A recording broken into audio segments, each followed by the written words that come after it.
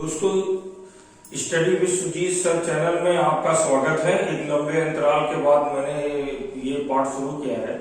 इसके पहले के वीडियो में मैंने सिलेबस की चर्चा शुरुआत की, जिसमें मैंने लाइफ साइंस के सिलेबस के काफी भागों पर बात की। आज लाइफ साइंस के दो ऐसे बिंदु हैं जिस पर बात करूंगा, और उसके बाद फिजिक्स और केमिस्ट्री के सिलेबस पर बात करूंगा। तो दोस्तों, शुरू करने से पहले मैं आपसे ये आग्रह करूंगा, ये निवेदन करूंगा कि कृपया मेरे चैनल को लाइक और सब्सक्राइब अवश्य करें। अगर वीडियो पसंद आए तो इसको शेयर अवश्य करें। तो इसके साथ शुरुआत करता हूं। देखिए दोस्तों, लाइफ साइंस में दो पार्ट और बचे हैं जो बहुत ही इंपॉर्टेंट है आपकी तैयारी के लिए। तो आपका fruit and their part, fruit and their edible part, यानी फल और फल के खाने योग्य भाग। यहां से भी प्रश्न आता है, सेब में क्या खाया जाता है या सेब क्या है। तो इसके अलावा संतरा, तमाम फ्रूट से क्वेश्चन पूछते हैं, लेकिन ये प्री का क्वेश्चन होता है और कभी कभार क्या अक्सर पूछता है। इसके बाद एक टॉपिक और बचता है, रूट एंड स्टेम, जड़ और तना, जिसमें आलू क्या है और लौंग क्या है, ये सारी चीजें आपसे पूछता है। इसके बारे में मैं आधे पौन घंटे का ये लेक्चर रहेगा, जिसमें ये पूरा मैं खत्म कर देता हूँ आधे घंटे में। तो यहाँ तक तो ये लाइफ साइंस की बात हो गई, जिसमें मैंने आपको ब्लड ग्रुप से लेकर के यहाँ तक बताया, और सबसे ज्यादा इंपॉर्टेंट मैंने बताया कि क्या नहीं पढ़ना है। आज मैं फिजिक्स और केमिस्ट्री के सिलेबस के बारे में आपसे चर्चा करूंगा। उसके बाद अगला जो मेरा वीडियो होगा, जिसमें मैंने टेक्नोलॉजी पर विशेषकर जो मेन में क्वेश्चन आता है, और टेक्नोलॉजी में क्या पढ़ें, कैसे पढ़ें, करंट कैसे पढ़ें, उसके बारे में चर्चा करेंगे। तो दोस्तों, आज मैं बात करता हूं आपसे फिजिक्स पर। देखिए, फिजिक्स का बहुत ज्यादा वहां तो आपके सिविल सर्विसेज में नहीं है, क्योंकि फिजिक्स में बहुत ज्यादा क्वेश्चन आता नहीं। फिजिक्स अपने आप में बहुत बड़ा होता है, लेकिन फिर भी कुछ टॉपिक है, कुछ इंपॉर्टेंट चीजें हैं जहां से क्वेश्चन पूछता है। क्योंकि होता क्या है, टेक्नोलॉजी को समझने के लिए बेसिक फिजिक्स आना जरूरी होती है। और खासकर इसमें न्यूमेरिकल है, न्यूमेरिकल आपसे पूछेगा नहीं, कुछ अप्लाइड क्वेश्चन पूछता है। देखिए, फिजिक्स में एक तो टॉपिक है आपका लाइट। अब लाइट क्या है, साउंड क्या है। तो लाइट क्या है, तो लाइट में देखिए, लाइट की जो है वो उसकी ड्युअल नेचर की है लाइट आपकी, यानी द्वि प्रकृति की आपका प्रकाश होता है। कुछ साइंटिस्ट इसे, जैसे आइंस्टीन, इसे फोटॉन कहते हैं, यानी कण मानते हैं। न्यूटन जो थे वो भी कार्पस्कुलर थ्योरी उन्होंने दिया, जबकि हाइजेंस ने, फ्रेंसल ने इसे जो है वेव माना। अब इससे संबंधित जो घटनाएं हैं मेन, जैसे रिफ्लेक्शन, रिफ्रैक्शन, डिस्पर्सन आदि से क्वेश्चन आता है। और सबसे ज्यादा आप देखें लाइट में जो क्वेश्चन पूछा गया विगत वर्षों में, टोटल इंटरनल रिफ्लेक्शन से क्वेश्चन पूछा गया। जैसे आप देखेंगे कि कुछ समय पहले कई टेलीफोन कंपनी अपना तार डाल रही थी, जिसे OFC कहते हैं, ऑप्टिकल फाइबर केबल। उसका क्या महत्व है आपके जीवन में, या आपके शरीर में जो इंडोस्कोपी होती है, उसमें भी टोटल इंटरनल रिफ्लेक्शन के सिद्धांत पर ही वो चित्र लिया जाता है। तो इसके बारे में चर्चा होगा। साथ में लाइट से संबंधित क्या है, उसका इंपॉर्टेंस क्या है, उसके बारे में बात करेंगे। उसके जो है तमाम पहलुओं पर मैं चर्चा करूंगा इसमें। और लाइट में देखिए, मैंने आपको बताया, तो आपका रिफ्लेक्शन हो गया, रिफ्रैक्शन हो गया, रिफ्रैक्शन हो गया, डिस्पर्सन हो गया, डिस्पर्सन हो गया, और साथ में स्कैटरिंग हो गई। स्कैटरिंग का मतलब होता है प्रकीर्णन, आसमान नीला दिखाई देना, समुद्र का तल नीला दिखाई देना, ये सारी चीजें आती। इंद्रधनुष का बनना, इंद्रधनुष कितने प्रकार से बनते हैं याद होगा, अगर आप देखें तो पुराने पेपर में पूछा कि जो है इंद्रधनुष से संबंधित भी क्वेश्चन पूछा है कि अगर सीधा बनता है, उल्टा बनता है, तो क्या चीजें होती हैं। फिर उसके साथ में आपको मिरर जो इस्तेमाल करते हैं आप, जो उसके साथ में आप इससे संबंधित जो लेंस इस्तेमाल करते हैं, वहां से क्वेश्चन पूछता है। तो बहुत नॉर्मल से क्वेश्चन होते हैं, खासकर प्री के पॉइंट ऑफ व्यू से। इसके बाद दोस्तों जो लाइट के बाद जो टॉपिक आता है वो इंपॉर्टेंट टॉपिक है और उस टॉपिक का नाम है वेव। देखिए वेव दो टाइप की होती है मुख्यतः, एक तो यांत्रिक तरंग है मैकेनिकल वेव और दूसरी इलेक्ट्रोमैग्नेटिक वेव। ये तो वेव के प्रकार मैं आपको बता रहा हूं, उसके अलावा वेव कितने ढंग से गमन करती हैं, ट्रांसवर्स वेव है कि लॉन्गिट्यूडनल वेव है, उसका क्या। देखिए आप जो साउंड पढ़ते हैं, साउंड एक प्रकार की यांत्रिक तरंगे हैं जो कि उसका जो गमन होता है वो लॉन्गिट्यूडनल होता है। तो साउंड और लाइट में देखिए बंधु एक बहुत बड़ा अंतर है कि साउंड में खास बात ये होती है कि जैसे जैसे अगर आप माध्यम को देखें, माध्यम जैसे जैसे डेंस होता जाएगा, अगर लाइट को देखें तो लाइट में है कि जैसे जैसे माध्यम डेंस होता जाएगा लाइट की वेलोसिटी घटती जाती है। आप देखिए सूर्य से जब प्रकाश आता है तो 3 × 10⁸ मीटर पर सेकेंड ये प्रकाश का वेग निर्वात में है। जब वायु में प्रवेश करेगा तो लगभग 0.03% प्रकाश के वेग में कमी आती है और जब आपका जल में प्रवेश करता है तो लगभग 25% कमी आती है और जब ग्लास में प्रवेश करता है तो 35% लाइट की वेलोसिटी में कमी आती है। लेकिन साउंड में ऐसा नहीं है। लेकिन इसका मतलब ये नहीं कि साउंड में हम कहें कि डेंसिटी बढ़ेगी तो साउंड का वेग बढ़ेगा, उसमें कई सारे फैक्टर काम करते हैं, उसको पढ़ाते समय आपको बताऊंगा।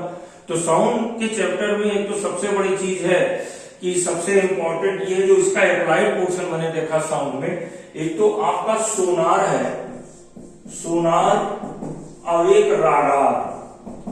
ये क्या है, कैसे काम करता है? देखिए ये तो यांत्रिक तरंग के सिद्धांत, यानी इसमें साउंड का रोल होता है और इसमें लाइट का रोल होता है। साउंड को कहते हैं आपका राडार हो गया, radio detection and ranging, sound navigation and ranging, और इसमें यांत्रिक तरंग का यूज करते हैं, खासकर परासर्व तरंग का यूज करते हैं और जिसके द्वारा हम पता लगाते हैं अगर पानी है, जल में जो जहाज है, जो पनडुब्बी है, सबमरीन है, उसकी गहराई पता लगाने में, और सबमरीन में भी इसका यूज होता है। तो इसके अलावा जो मैक नंबर आप देखें, जहाज के वेग को, जो एरोप्लेन है उसके वेग के बारे में जानते हैं। लेकिन अब आजकल तो स्टिल्ट टेक्नोलॉजी आ गई, स्टिल्ट टेक्नोलॉजी का उपयोग करके हम अपने फाइटर प्लेन को हम स्टिल्ट टेक्नोलॉजी का यूज करके राडार से उसकी रक्षा कर सकते नहीं, राडार उसको डिटेक्ट नहीं कर पाएगा। लेकिन आजकल तो नई टेक्नोलॉजी में क्वांटम राडार आ गया। क्वांटम राडार जो है वो स्टिल टेक्नोलॉजी को भी तोड़ सकता है, यानी स्टिल टेक्नोलॉजी काम नहीं करती वहां पर। तो इसमें साउंड में कई सारी चीजें हैं जिसके बारे में मैं विस्तृत चर्चा करता रहूंगा। जो इम्पोर्टेंट टॉपिक है उस इम्पोर्टेंट टॉपिक को डिस्कस करूंगा साउंड में।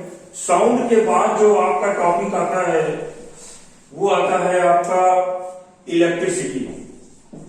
इलेक्ट्रिसिटी, अब देखिए बंधु, जो इलेक्ट्रिसिटी टॉपिक है, यहां से जो क्वेश्चन आता है वो खासकर इलेक्ट्रिसिटी में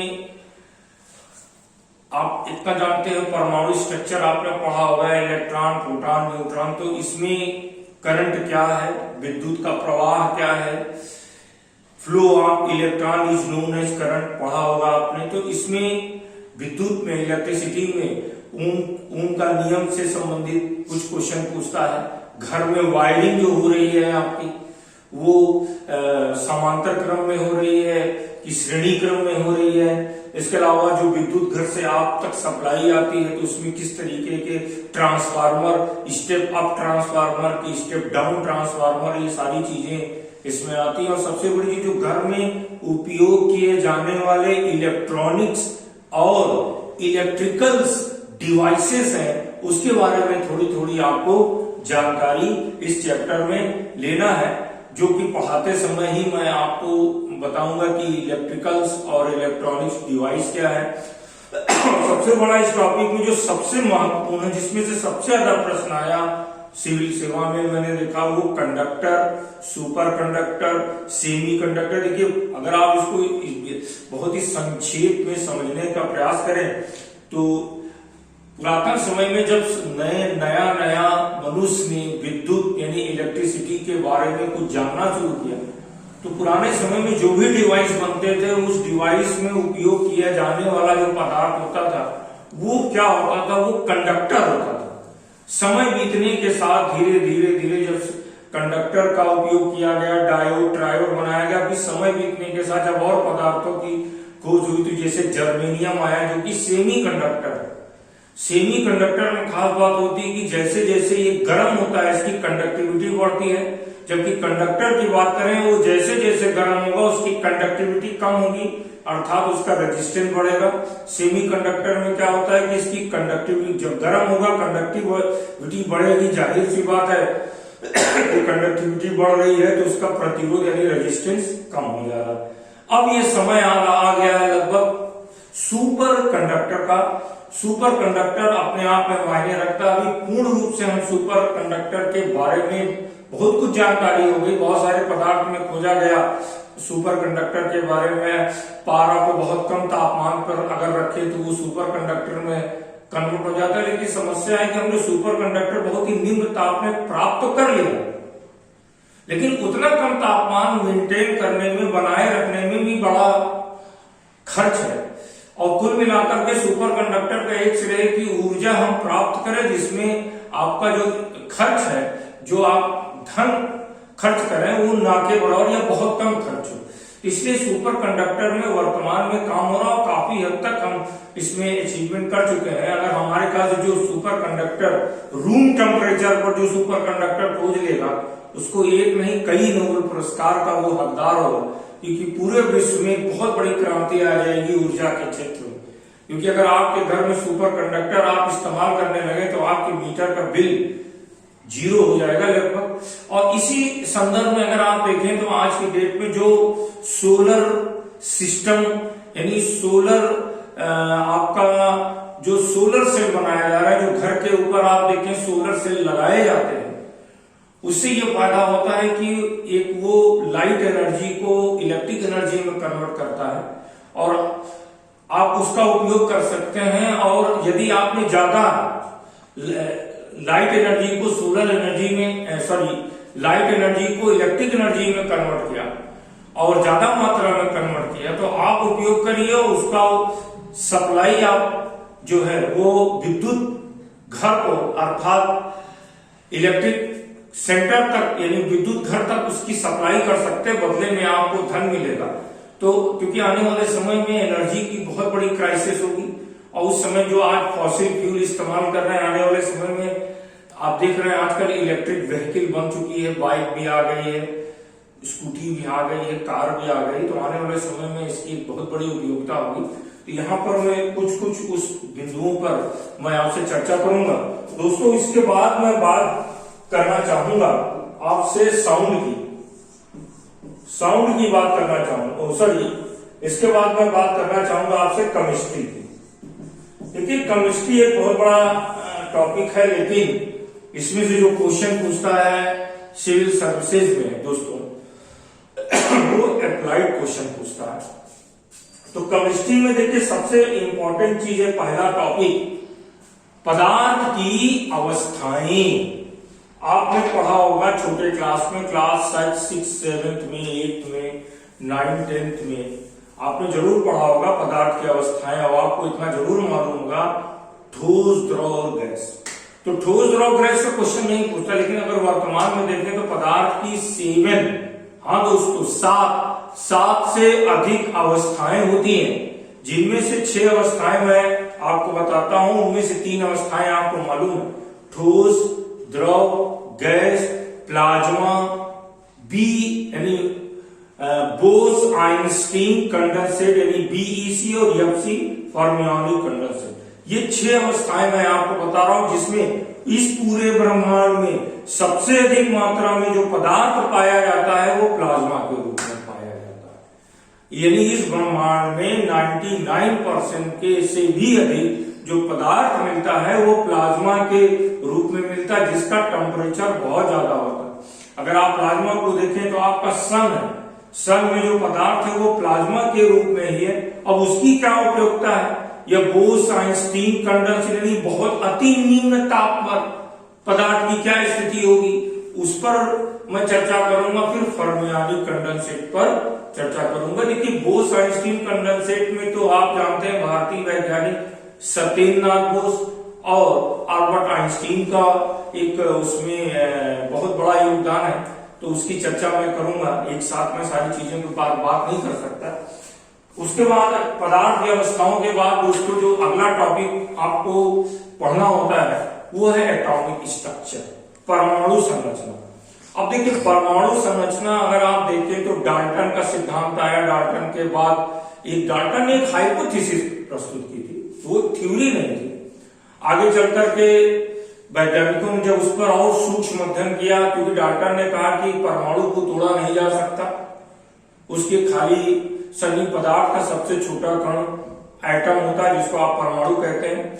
आगे चल करके वैज्ञानिकों ने सिद्ध किया कि वास्तव में जो परमाणु होता है इसको भी तोड़ा जा सकता है, और इसमें जो प्रमुख कण है इलेक्ट्रॉन, प्रोटॉन, न्यूट्रॉन।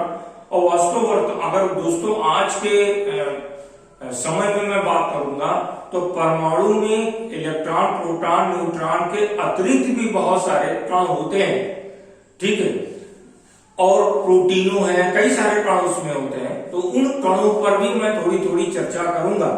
और एटॉमिक स्ट्रक्चर के बाद अगर आप देखें सबसे ज्यादा जो टॉपिक आपका पकड़ता है, जहां से क्वेश्चन खूब आते हैं, वो एटॉमिक एनर्जी से क्वेश्चन आते हैं, यानी परमाणु को तोड़ने से निकलने वाली ऊर्जा या दो छोटे परमाणु को जोड़ने से निकलने वाली ऊर्जा पर सबसे ज्यादा प्रश्न इसमें आता है दोस्तों। तो इस प्रकार से ये एटॉमिक स्ट्रक्चर की मैंने यहाँ पर बात कर ली। अब इसमें देखिए जो परमाणु ऊर्जा है उससे दो प्रकार से आप ऊर्जा प्राप्त कर सकते हैं। एक तो परमाणु को तोड़कर ऊर्जा प्राप्त कर सकते हैं जिसे हम न्यूक्लियर फिजन कहते हैं, यानी नाभिकीय विखंडन कहते हैं। नाभिकीय विखंडन के द्वारा हम ऊर्जा प्राप्त कर सकते हैं। और नाभिकीय विखंडन द्वारा जो ऊर्जा निकले इसको दो तरीके से उपयोग कर सकते हैं, एक विध्वंसक कार्यों में, एक सृजन कार्यों में। विध्वंसक कार्यों का मतलब परमाणु बम हो गया, और सृजन कार्य का मतलब उससे प्राप्त ऊर्जा का उपयोग हम विद्युत उत्पादन में करें। इससे इसी संदर्भ में विश्व के बहुत सारे देशों में आप और हमारे भारत में भी कई न्यूक्लियर रिएक्टर स्थापित किए गए, जहां पर हम परमाणु ऊर्जा से विद्युत ऊर्जा का निर्माण कर रहे हैं। और भविष्य में बहुत सारे न्यूक्लियर रिएक्टर का हमको क्या करना है, स्थापना करना है, जिससे हम परमाणु ऊर्जा को विद्युत ऊर्जा में कन्वर्ट करते रहें। और इसके लिए देखिए समस्या ये है यहाँ पर कि जब न्यूक्लियर रिएक्टर स्थापित करते हैं तो उसके लिए हमको फ्यूल चाहिए, और वो फ्यूल यूरेनियम होता है, और उस यूरेनियम भारत में उतनी अच्छी मात्रा में नहीं मिलता जितना थोरियम मिलता है। इसके लिए भारत को कहीं ना कहीं से अन्य देशों पर निर्भर होता। अगर आप देखिए यूरेनियम तो अच्छी मात्रा में ऑस्ट्रेलिया में मिलता है, इसके लिए एनएसजी बना है, nuclear supply group. Nuclear supply group का ये काम होता है कि विश्व में जिन देशों को आवश्यक मात्रा में यूरेनियम की आवश्यकता होती है तो उन देशों को सप्लाई करने के लिए पहले वो ये देखता है कि यूरेनियम ये इसको चाहिए तो विध्वंसक कार्य के लिए चाहिए कि सृजन कार्यों के चाहिए, अर्थात परमाणु बम के लिए चाहिए तो उसको नकार देता है। और यदि उस देश को जो ये यूरेनियम चाहिए और यूरेनियम का उपयोग उसको न्यूक्लियर रिएक्टर के लिए, परमाणु भट्टी के लिए देता है तो उपलब्ध होता है। इन सारे विषयों पर मैं विस्तृत चर्चा करूंगा, इसमें बहुत टाइम लगता है, करंट का मैटर भी इसमें कई सारा आता रहता है। तो ये दोस्तों मैंने आज परमाणु से संबंधित केमिस्ट्री में बात किया। कुछ टॉपिक और केमिस्ट्री के हैं जो कि पूछता है एग्जाम में, इसको मैं अगले वीडियो में आपको शामिल करूंगा। तीसरा वीडियो जो होगा मेरा उसमें मैं शामिल करूंगा। तो दोस्तों आज मैं वीडियो यहीं तक रखता हूं। नमस्कार।